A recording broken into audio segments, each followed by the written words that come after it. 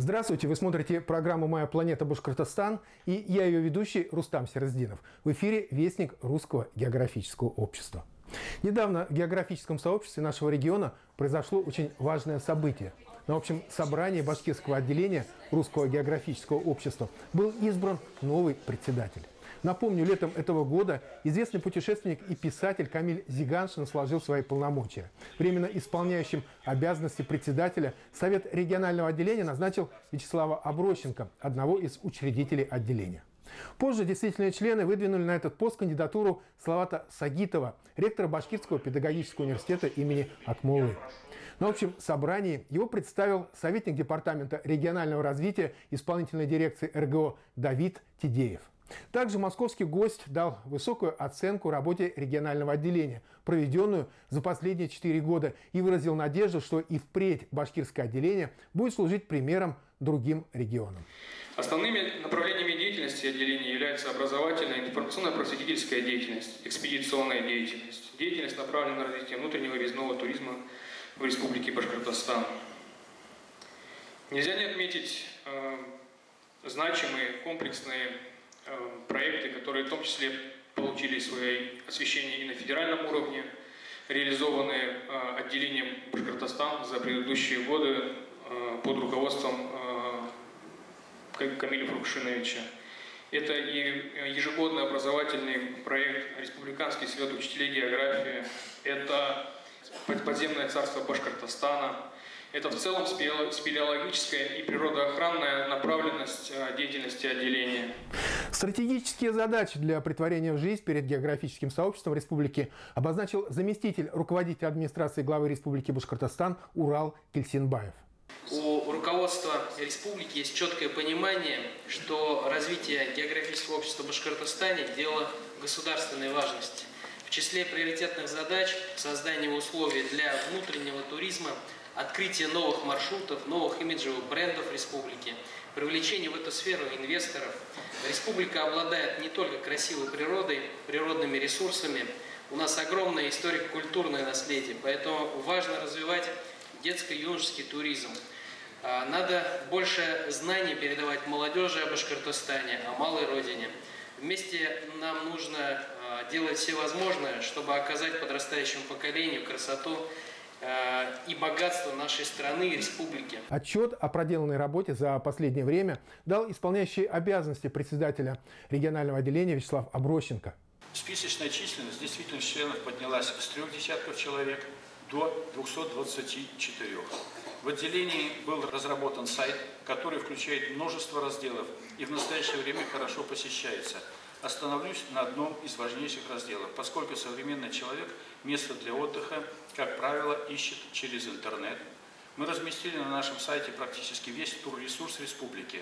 В нем отразили информацию о санаториях, турбазах, горнолыжных курортах, природных и национальных парках, исторических и природных памятных местах, реках, водопадах, пещерах, конных водных маршрутах и так далее. Это уже реально способствует увеличению притока туристов в Республику Башкортостан.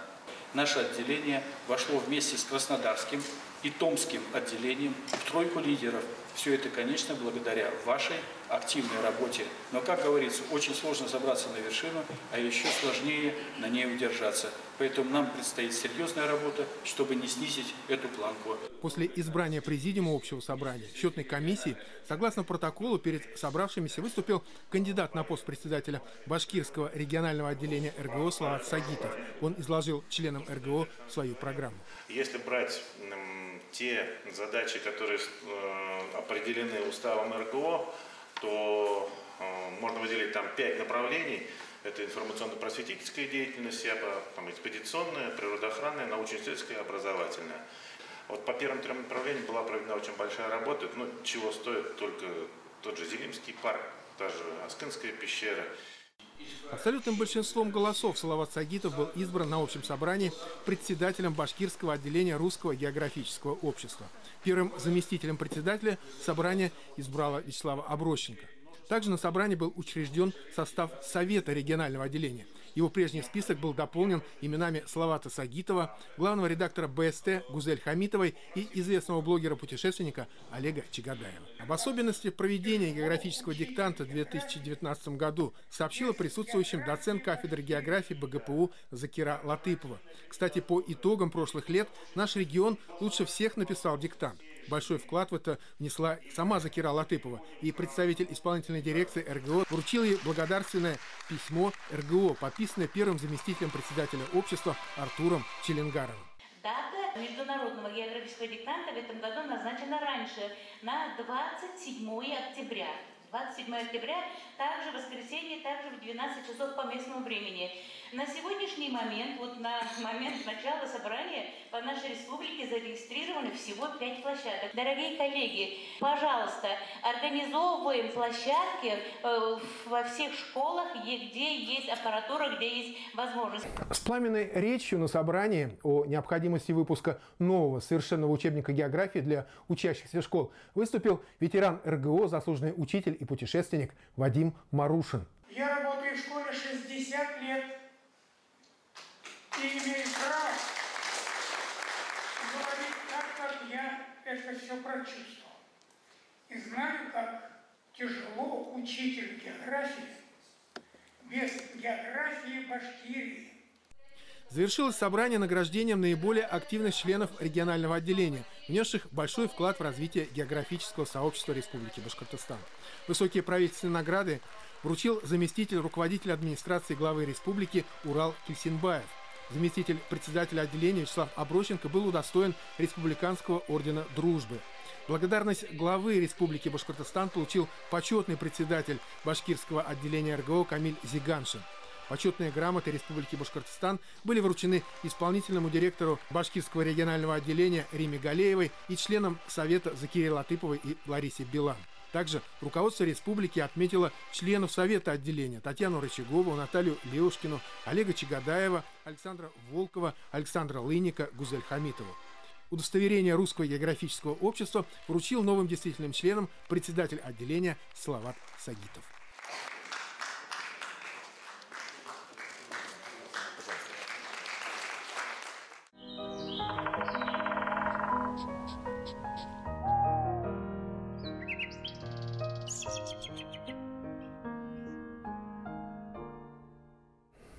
Уже 9 месяцев на территории нашей республики в Гафурийском районе функционирует новый природный парк «Зелим».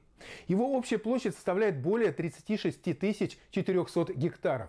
Парк «Зелим» был создан для сохранения уникальных природных ландшафтов и рационального использования рекреационных ресурсов реки Зелим и целого ряда природных памятников, в том числе и самой протяженной пещеры на Урале – Киндерлинской. Инициатором создания этого природного парка выступило региональное отделение Русского географического общества.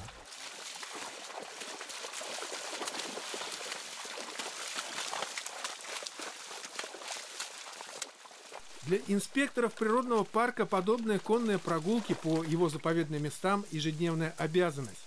Рекреационные ресурсы Зелима очень велики, и это, наверное, один из самых посещаемых уголков нашей республики. Особенно весной. Сюда устремляются тысячи туристов-сплавщиков со всех концов России. Большая часть, по словам работников парка, понимает, что в таких местах нужно соблюдать особые правила – не сорить, бережно относиться к природе. Однако есть такие, кто без зазрения совести наносит природе ущерб. Основной задачей парка – это, конечно, сохранение природных комплексов. У нас есть нарушители, которых мы их выявляем.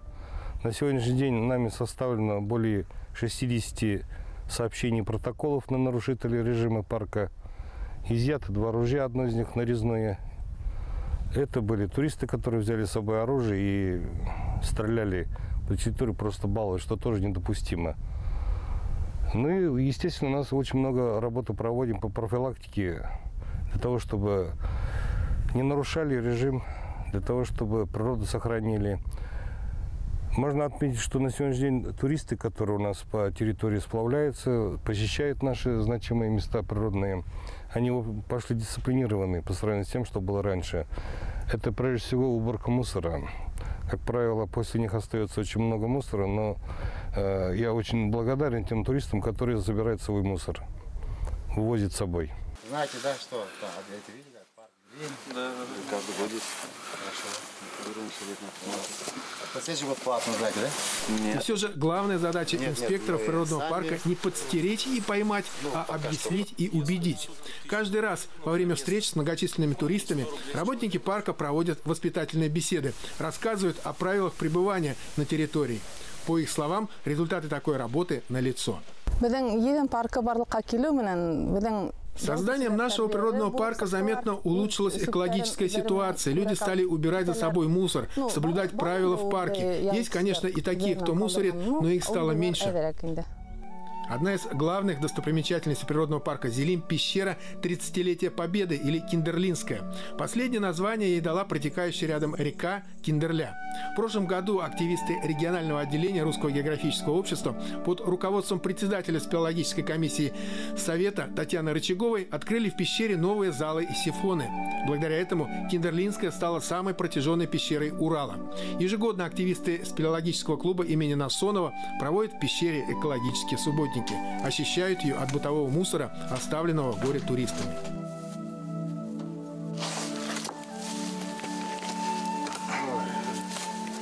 Зилим – уникальный заповедный уголок нашего родного Башкортостана.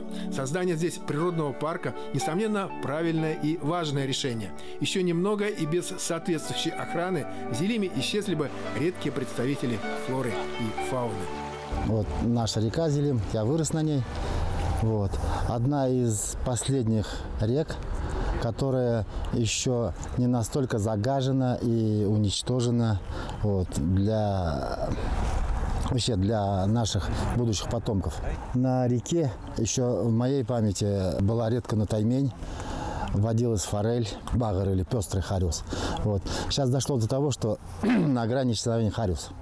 Вот были моменты, когда вот по речкам в теплые, когда вода более-менее нагревалась, хариус тучами набирался у холодных речек. Вот сейчас вот это как не наблюдается. Первая задача не занятие туризмом. Первое дело – это сохранить. Между тем, Зилим всегда открыт для туристов. Здесь рады гостям. Главное, чтобы они приходили сюда с добрыми намерениями и вели себя в соответствии с требованиями пребывания в природном парке.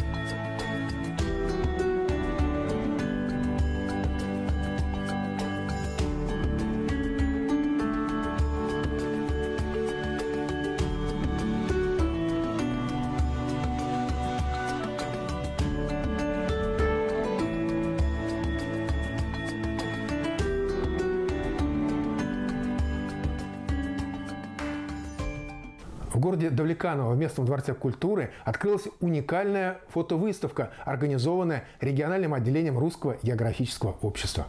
Изюминка выставки в том, что на ней представлены редчайшие фотографии из личного архива секретаря, трижды героя социалистического труда, академика Игоря Васильевича Курчатова. Эти фотографии не найдешь в интернете. В Озерске, это «Маяк», химкомбинат, тоже сделали фотовыставку великолепную. И нам делали экскурсию по заводу управления. И мы в заводоуправлении увидели вот эти выставленные картинки. Начали разбираться, что это такое. И когда поняли, что это очень большая ценность, мы у генерального директора попросили. Он дал согласие, говорит, приезжайте, возьмите. Мы под расписку взяли. Первые это выставили в Национальном музее, которые были очень рады, что такие фотографии попали. Ну и, соответственно, сейчас вот выставляем в Давлеканово. Картины оригинальные. Почему? Потому что они из личного архива секретаря Курчатова, трижды героя социалистического труда. И на этих фотографиях видно друзей Курчатова, чем он занимался, как он отдыхал, значит, что он делал, какое его окружение. По ним можно понять то время, которое было для, значит, создания ядерного щита нашего, той бомбы, которая должна была защищать нашу страну СССР. Параллельно с выставкой архивных фотографий академика Курчатова 20-го проходит и персональная выставка заслуженного работника культуры Республики Башкортостан Фаиля Абсатарова. Они посвящены летним сменам Международной аэрокосмической школы имени космонавта-испытателя Урала Султанова. На фотографиях Фаиля Абсатарова герои СССР и России, космонавты, летчики-испытатели, академики и школьники со всех уголков России, слушатели Международной аэрокосмической школы. Уже 8 лет я как фотографирую, веду историю этой школы. Там туда приезжают космонавты, герои России. Это как бы уже создается история про космонавтов, которые уже уходят из жизни, и вот, остается память о них. То, что они побывали в Калиновке, то, что оставили свой след в Давлеканском районе. Ну, наверное, приятно то, что здесь, которые проживают в Давлеканском районе, деревня Калиновка, для них, наверное, это знаменательно то, что к ним приезжают такие герои-космонавты. Это нигде в России, наверное, такого нет, чтобы вот так вот в деревню приезжать, там общаться с людьми, с детьми. Это вообще, я считаю, здорово. После открытия выставки ее организаторы посетили музей, в котором собраны редкие экспонаты. В их числе комбинезон космонавта-испытателя Урала Султанова. По традиции, президент Международной аэрокосмической школы Вячеслав Аброщенко подарил музею новые экспонаты. Мы дарим Международной аэрокосмической школы с эмблемкой нашего космического корабля «Буран». Спасибо. В завершение нашей программы продолжение фильма «По следам команды Кусто». На этот раз я приглашаю вас в подводное путешествие по Средиземному морю. Люди ищут Атлантиду с тех пор, как ее описал Платон. Одним из самых ревностных искателей легендарного города-государства был капитан Жак-Ив Кусто. Долгое время он отождествлял Атлантиду с одной из величайших цивилизаций в истории человечества – Минойской, которая существовала на острове Крит в Средиземном море приблизительно с 1900-х до 1300-х годов до нашей эры. 3500 лет назад на Крите произошла глобальная катастрофа. На близлежащем острове-вулкане Санторини началось извержение. Половина острова ушла под воду. Гигантское цунами обрушилось на Крит. Это послужило причиной гибели Минойской цивилизации. В 1976 году судно капитана Кусто «Калипсо» пришвартовалось в порту Ираклиона, столицы современного Крита. Команда Кусто прибыла на остров для поисков затонувшей Атлантиды. Капитан Кусто искал Атлантиду, когда мне было 16. Спустя десятилетия я ищу следы капитана на Крите. Северное побережье острова, город Ретимно. Небольшой отель на берегу моря. В планах несколько поездок на запад и на юг Крита, подводное погружение в местах стоянок Калипсо, там, где когда-то лично нырял великий командор. На острове я нашел отличного проводника. Инструктор по дайвингу, выходец из Латвии Игорь Яковлев, уже 8 лет живет на Крите и хорошо знает остров. Кстати, пока он единственный на острове инструктор, говорящий по-русски. Держим путь в окрестности Ханьи, где находится дайв-центр Омега Дайверс. Местные ребята обещали организовать погружение на самые интересные дайверские сайты, показать на дне античные амфоры, сохранившиеся до наших дней.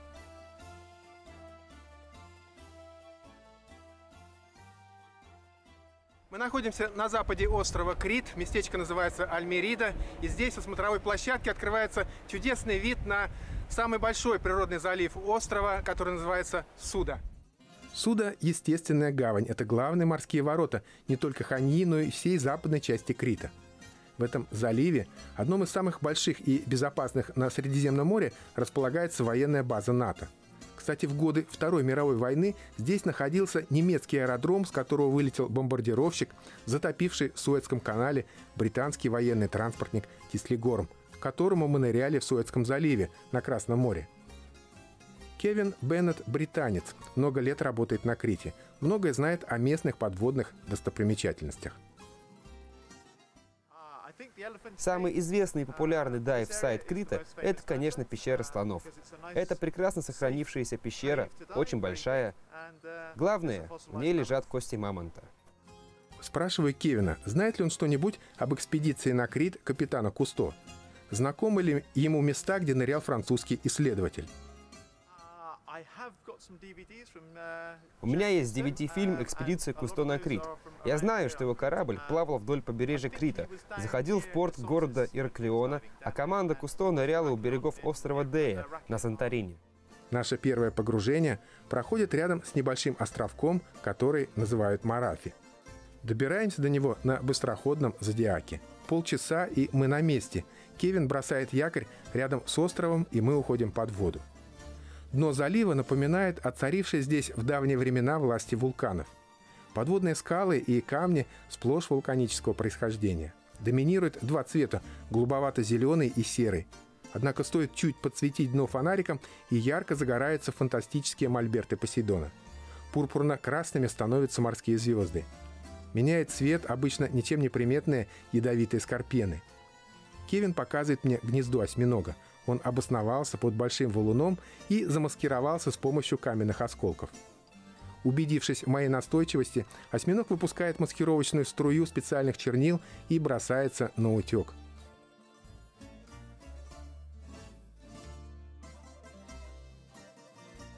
Ну вот, наконец, и то, что я ищу на дне Критского моря – артефакты из античного мира. Кто знает, может быть, именно этот разбитый минойский кувшин много лет назад увидел и капитан Кусто. Впрочем, по словам Кевина, такого добра в местных водах достаточно. И вообще в Омеге есть целый уголок, посвященный подводным находкам. Среди них и античные, и более поздние, и вполне современные. Критское побережье Средиземного моря – одно из самых богатых на различные находки. Местные дайверы находят на дне мельхиоровые ложки, гильзы от старинных пулеметов, даже вот такие вот маленькие пистолетные пули. Иногда попадаются очень редкие находки из античного мира. Медные гвозди, бронзовые пуговицы и различные старинные украшения. Кстати, о находках более поздних периодов. На них мы наткнулись, когда совершали подводную экскурсию на затонувший корабль «Миниваска». Во время нашего погружения на затонувший в годы Первой мировой войны транспортный корабль из Англии «Миниваска-3» мой бадди Михаил умудрился найти среди груды металла 2 патрона времен Первой мировой войны. Скорее всего, это винтовочные патроны. Вот они как прекрасно сохранились. Все-таки цветной металл. Были бы из железа, давно бы сгнили. Миниваска-3 наткнулся в заливе Суда на подводную мину. Кстати, интересно то, что поочередно в разные годы затонули и его предшественники Миниваска-1 и Миниваска-2. Какой-то злой рок преследовал корабли с этим именем.